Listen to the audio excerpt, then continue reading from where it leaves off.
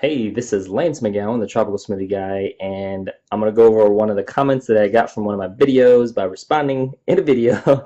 And this is from Thomas. Thomas is my new best friend because he's providing some awesome content for me to do videos on.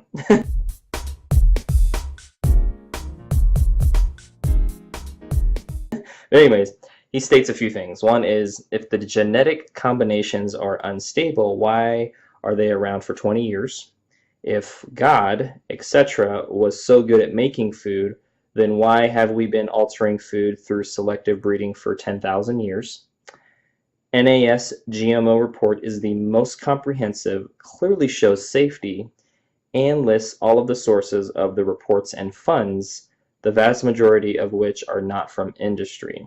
And this is from Thomas, and he lists that website. Alrighty.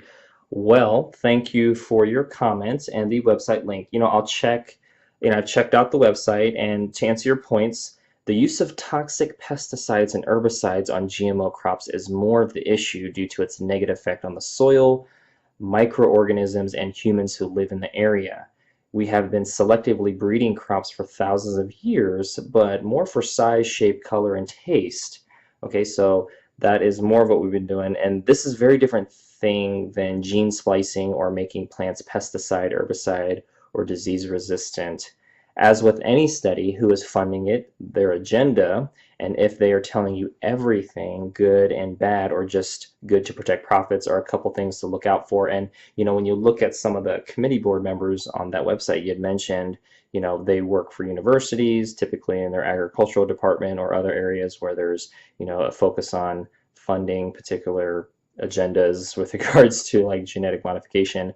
They're not going to bite the hand that feeds them. And so if they're for genetic modification or genetic engineering, they're not going to just all of a sudden start talking about, hey, toxic pesticides and how that affects our health. So my point is, they're going to be biased as well. So I appreciate the website link and everything else, but at the end of the day, I think looking at how these toxic chemicals affect the number one thing that you should also be considering, which is biology. Biology is the study of life. There's more science and information out there than almost anything else. And so for as much attention that you're putting into one website, I would put that same amount of effort and attention into the study of biology and really look into that. And that's my only encouragement for you, because I've looked at both, and it's like toxic chemicals, glyphosate, these Roundup Ready chemicals and all this other stuff, they're not beneficial for the life of the soil, the organisms in the life, or the organisms in that soil, as well as our own health. So there's just not anything good. I mean, would you consume even a small amount of any of these chemicals? And if the answer is yes, then wow, that's really bold. If the answer is no, then why is it okay to put on plants, right? And then consume, even if it's in trace amounts. But hey, really appreciate your question.